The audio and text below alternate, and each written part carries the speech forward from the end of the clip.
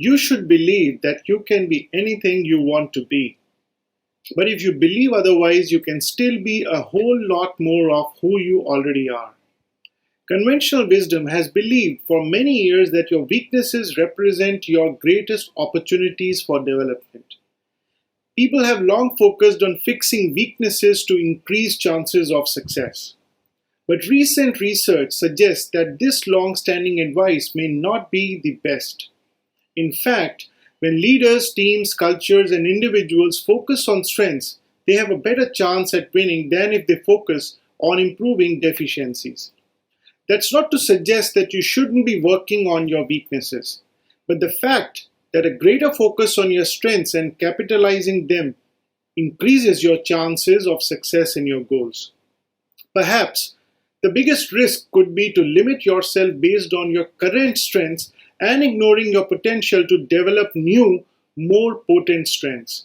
And this risk is most pressing for people who don't yet have much data on what they are good at, making them more likely to guess incorrectly, and they have decades ahead of them to develop new strengths. You should ask both, what are my strengths, and also which strengths are worth building. Experts who have studied the relationship between strengths and success advise that people should seek out activities that they receive great satisfaction doing. The things that naturally motivate them and strengthen them intellectually, as these tend to be the things they are most effective at. When we are involved in an activity using our strengths, it feels natural to us and we are more inclined to experience accomplishment. People should therefore determine what their natural tendencies are, where their natural skills and advantages lie, and nurture those areas. So, if you want to win, if you want to excel, if you want to stand out, you're going to have to take the few unique things about you that are beautiful and powerful and take them seriously and turn them into contributions. Things that drain our energy, though we may excel at them, tend to inhibit our learning. Brain science indicates that we can sometimes shut down our capacity to learn something new from our experience because we may have a very low energy level to complete that exercise.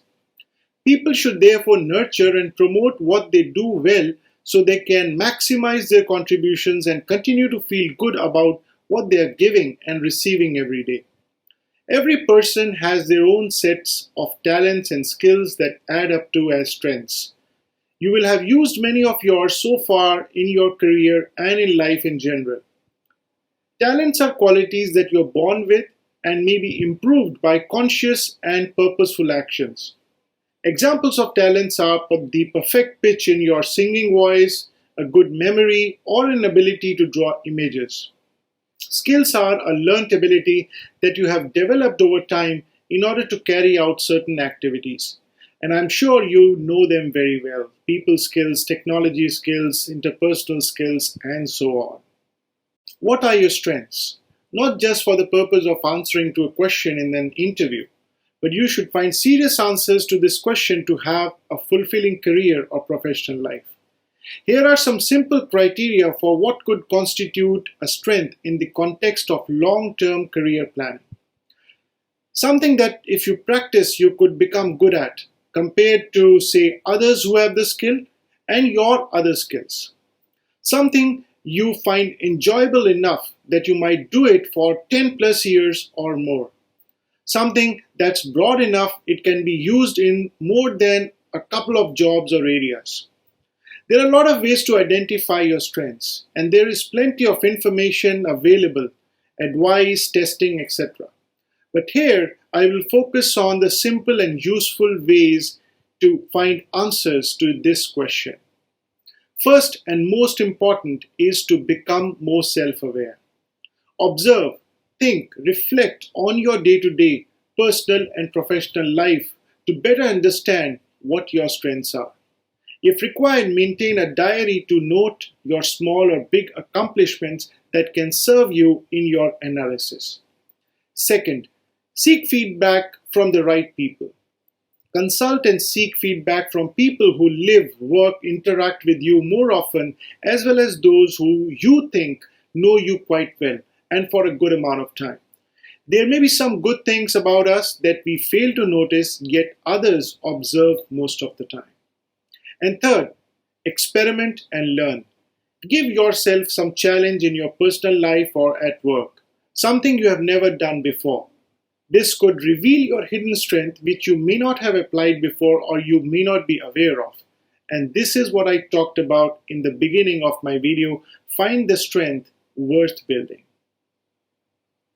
Working on these simple ways will give you adequate knowledge of your strengths which you can deploy in your career, profession, business, or in your new venture.